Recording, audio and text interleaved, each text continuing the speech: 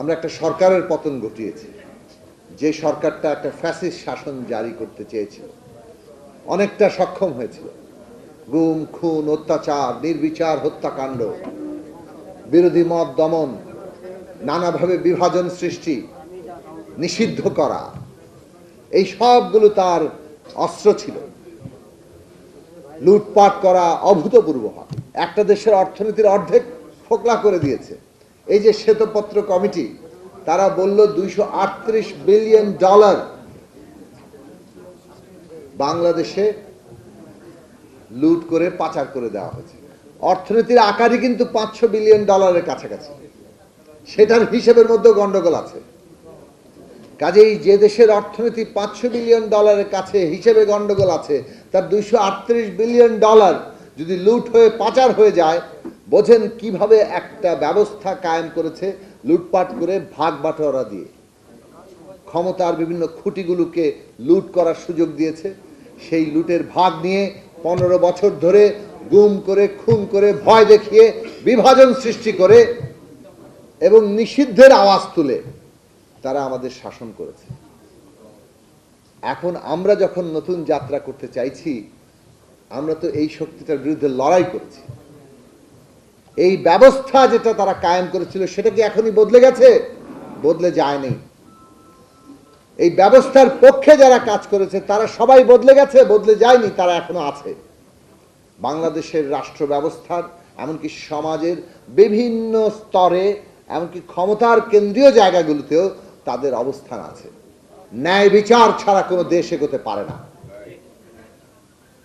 সেটা আপনি আমি যেই করি না কেন, অন্যায় যদি আমাদের মধ্যে হয়ে থাকে, তার ন্যায় বিচার প্রতিষ্ঠা হবে। সেই রকম বাংলাদেশ মানুষ চায়। আওয়ামী লীগের মতো একদলীয় চোখ, কানা চোখ, কেবল নিজেদের স্বার্থের বাইরে আর কোনো কিছু হবে না, এইরকম বাংলাদেশ চায় না। গণতান্ত্রিক ন্যায় বিচারের বাংলাদেশ মানে সবাইকে নিয়ে বাংলাদেশ। সেই কারণে আমরা সবসময় বলি, ন্যায় বিচার দিয়ে আমাদের যাত্রা করতে হবে।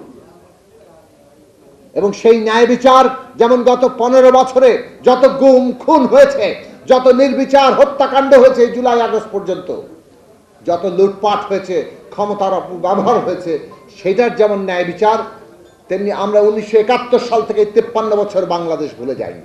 ক্ষমতার যদি নতুন নিয়ম প্রতিষ্ঠা করতে হয়, রাজনীতির যদি নতুন নিয়ম প্রতিষ্ঠা করতে হয়, তাহলে ইতিমধ্যে প্রতিষ্ঠিত যে রাজনৈতিক দলগুলো, তারা নিজেদের কতটা বদলাবেন, সেইটা বাংলাদেশের গুরুত্বপূর্ণ প্রশ্ন।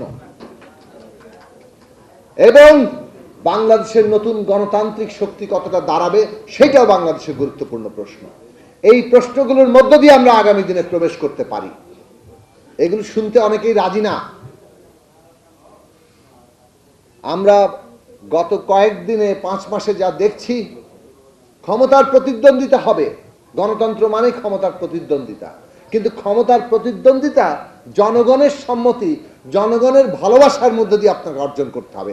আপনি জনগণের উপরে নানান ক্ষমতা মানে শক্তি প্রয়োগের মধ্যে দিয়ে আগে ভাগেই সব দখল করে নিতে চাইছেন, সেইটা কোনো ক্ষমতার প্রতিযোগিতা না। আপনারা একই পথে হাঁটছেন এবং ওইটা লক্ষণ দেখাচ্ছে যে বাংলাদেশে ফ্যাসিবাদের বদলে গণতন্ত্রের পথে আমরা যাইতে পারবো কিনা, এই সন্দেহ জাগাচ্ছে। কাজেই রাজনৈতিক দলগুলো আজকে নেতৃত্ব যে অঙ্গীকার কিংবা যে পরিবর্তনের ডাক দিচ্ছেন, সেটা যাতে একেবারে সর্বনিম্ন স্তর পর্যন্ত কার্যকর হয়, তার জন্য প্রত্যেকটি মানুষকেই তার ভূমিকা পালন করতে হবে। এই যে ক্ষমতার নিয়ম, রাজনীতির নিয়ম তৈরি করা, এটাকে আরেকভাবে বলতে হবে রুলস অফ দ্য গেম। ওই যে ওয়াইদুল কদের খেলা করতো, রাজনীতি আর খেলা এক নয়। তবে বুঝতে সুবিধা হওয়ার জন্য বলি যে এই যে কিভাবে আমরা রাজনীতি করব, তার তো একটা নিয়ম দরকার।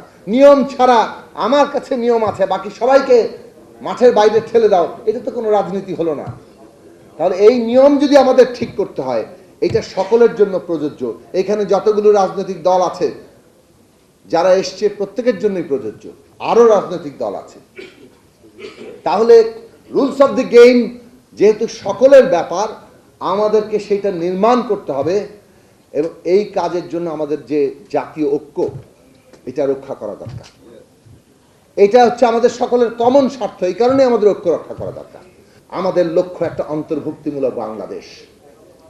এই বাংলাদেশে বাঙালি যেমন থাকবে, তেমনি চাকমা, মারমা, ত্রিপুরা, সাঁওতাল, মান্দি, ওরাও সমস্ত বাংলাদেশের অন্য জাতিরাও থাকবে। তাদের স্বীকৃতি ছাড়া তাদের উপরে রাস্তায় হামলা করে দেন আপনারা, এটা বাংলাদেশ হয় না। এই দেশ কেবল মুসলমানের নয়, এই দেশ হিন্দু, বৌদ্ধ, খ্রিস্টানেরও। এইটা আমরা যেন সবাই মনে রাখি, ফলে সবাই মিলে এই বাংলাদেশ আমরা করব।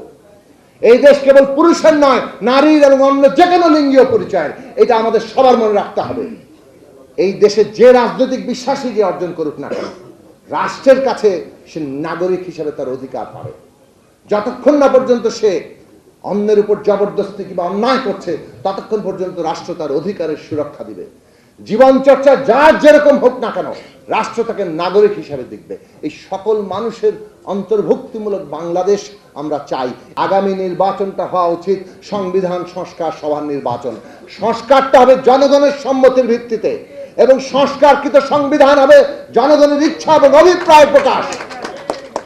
কাজেই সেই সংবিধান যাতে আর আদালতের বাতিল করার কোনো সুযোগ না থাকে।